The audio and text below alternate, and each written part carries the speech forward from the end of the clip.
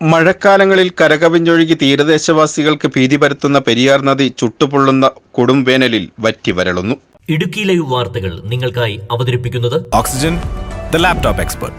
ഇത് മഴക്കാലത്ത് കരകവിഞ്ഞൊഴുകി തീരദേശവാസികളെ ആശങ്കയിലാഴ്ത്തുന്ന പെരിയാർ നദിയുടെ ഇപ്പോഴത്തെ അവസ്ഥയാണ്.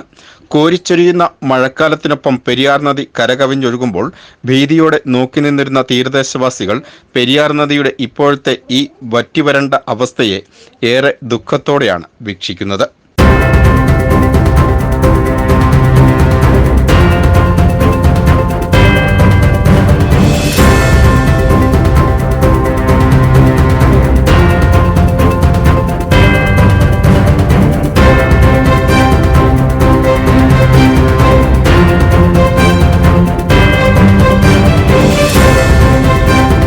കാലവർഷ പേമാരിക്കൊപ്പം മുല്ലപ്പെരിയാർ അണക്കെട്ടിലെ ജലനിരപ്പ് ഉയരുന്നതോടെ പെരിയാർ നദിയിലേക്ക് ജലം ഒഴുക്കിവിടുന്നതും മുല്ലയാർ അടക്കമുള്ള പ്രധാന നീരൊഴുക്കുകൾ പെരിയാർ നദിയിലൂടെ ഒഴുകിയെത്തുന്നതും മഴക്കാലത്ത് പെരിയാർ നദിയെ കലുഷിതമാക്കാറുണ്ട്. എന്നാൽ ചില വർഷങ്ങളിൽ മഴയുടെ ലഭ്യതക്കുറവ് മൂലം പെരിയാർ നദി ഇന്നത്തെ ഈ അവസ്ഥയിലേക്ക് എത്താറുമുണ്ട്. ഇത്തവണത്തെ കാലവർഷത്തിൽ ശക്തമായ മഴ ലഭിച്ച പെരിയാർ നദി ജലസമ്പന്നമായിരുന്നുവെങ്കിലും ഹൈറേഞ്ചിന് ഇത്തവണ കടുത്ത വേനൽ ചൂട് സമ്മാനിച്ചതോടുകൂടി പെരിയാർ നദിയിലെ ജലം വറ്റി വരളുവാൻ തുടങ്ങി. ഒരു മാസങ്ങൾക്ക് മുൻപ് വരെ പെരിയാർ നദിയിലേക്ക് ഒഴുകിയിരുന്ന നീരൊഴുക്കുകൾ നിലച്ചതോടുകൂടി പെരിയാർ നദി ഏറെ ക്ഷീണിതയാവുകയായിരുന്നു. നാമമാത്രമായ നീരൊഴുക്കുകൾ പെരിയാർ നദിയിലേക്ക് ഒഴുകി എത്തുമ്പോഴും 1-2 ദിവസത്തിനുള്ളിൽ ഈ നീരൊഴുക്കും നിലയ്ക്കും. പെരിയാറിന്റെ വൃഷ്ടിപ്രദേശത്ത് വേനൽ മഴ ഇതുവരെ ലഭിച്ചിട്ടുമില്ല. കൈവഴികളായ ചെറുപുഴകളും തോടുകളും ഫെബ്രുവരി പകുതിയോടെ വറ്റി വരണ്ടിരുന്നു. നീരൊഴുക്ക് കുറഞ്ഞതിനാൽ അന്നു മുതൽ പെരിയാറിനെ ആശ്രയിച്ചുള്ള വലുതും ചെറുതുമായ 50-ലധികം കുടിവെള്ള പദ്ധതികൾ പ്രതിസന്ധിയിലായിരുന്നു. ജലവിതരണം ആഴ്ചയിൽ 2 ദിവസമായി പരിമിതിപ്പെടുത്തുകയും നിയന്ത്രണം ഏർപ്പെടുത്തുകയും ചെയ്തിരിക്കുകയുമാണ്. നീരൊഴുക്ക് നിലച്ചാൽ പ്രധാന കുടിവെള്ള പദ്ധതികളിലെ പമ്പിംഗ് നിർത്തിവെക്കേണ്ടി വരുമെന്ന ആശങ്കയിലാണ് അധികൃതരും നാട്ടുകാരും.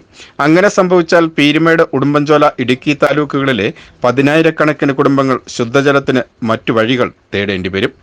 ഹൈറേഞ്ചിലെ 2 മാസം മുൻപ് മുതൽ ഉയർന്ന പ്രദേശങ്ങളിലെല്ലാം കടുത്ത കുടിവെള്ളക്ഷാമത്തിലാണ്. കിലോമീറ്ററുകൾ താണ്ടിയാണ് ഇപ്പോൾ കുടിവെള്ള ശേഖരണം നടത്തുന്നത്. മിക്ക ഇടങ്ങളിലും കുടിവെള്ളം പമ്പ് ചെയ്യുന്നതിന് പരിമിതി ഏർപ്പെടുത്തിയതോടെ ഗ്രാമപഞ്ചായത്തുകളുടെ നേതൃത്വത്തിൽ കുടിവെള്ളം എത്തിച്ചു നൽകുന്ന അവസ്ഥയാണ് ഇപ്പോൾ നിലനിൽക്കുന്നത്. ദൂരെ സ്ഥലങ്ങളിലുള്ളവർ പോലും അലക്കുവാനും കുളിക്കുവാനും പെരിയാർ നദിയെയാണ് ആശ്രയിക്കുന്നത്. നീരൊഴുക്ക് നിലയ്ക്കുന്നതോടെ ഇവരും പ്രതിസന്ധിയിലാവും. 1986-ലാണ് ഇതിനു മുൻപ് പെരിയാർ നദി ഇതുപോലെ വറ്റി വരേണ്ടത്. അന്ന് 2 മാസത്തോളം പെരിയാർ നദിയിൽ നീരൊഴുക്ക് ഉണ്ടായിരുന്നുമില്ല. അതിനിടെ നിർവഹണത്തിലെ അനാസ്ഥയും അശാസ്ത്രീയതയും മൂലം നിരവധി പദ്ധതികൾ പാതിവഴിയിൽ നിശ്ചലമായതും ഹൈറേഞ്ചിലെ കുടിവെള്ളക്ഷാമത്തിന്റെ രൂക്ഷത വർദ്ധിപ്പിച്ചു.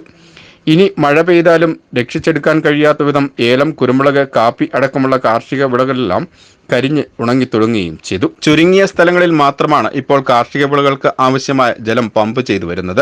ഇനിയും വേനൽമഴ ലഭിക്കാതെ വന്ന സാഹചര്യത്തിൽ കാർഷിക വിളകൾക്കാവശ്യമുള്ള പമ്പിംഗ് കൂടി നിർത്തുന്നതോടെ കാർഷിക മേഖലയും പ്രതിസന്ധിയിലാവും. ഒപ്പം പെരിയാർ നദിയിൽ നിന്നുമുള്ള കുടിവെള്ള പദ്ധതികളുടെ പമ്പിംഗ് കൂടി നിലയ്ക്കുന്നതോടെ പദ്ധതികളെ ആശ്രയിക്കുന്ന നിരവധി പ്രദേശങ്ങളിലെ ആളുകൾ പ്രതിസന്ധിയിൽ ആവുമെന്ന ആശങ്കയാണ് നിലനിൽക്കുന്നത്. VR Vijayan, Idukki live news, Vandiperiyar. Idukki live വാർത്തകൾ നിങ്ങൾക്കായി അവതരിപ്പിച്ചത് Looking for the latest laptops? Looking for the best offers? Let's go to our expert. Oxygen, the laptop expert.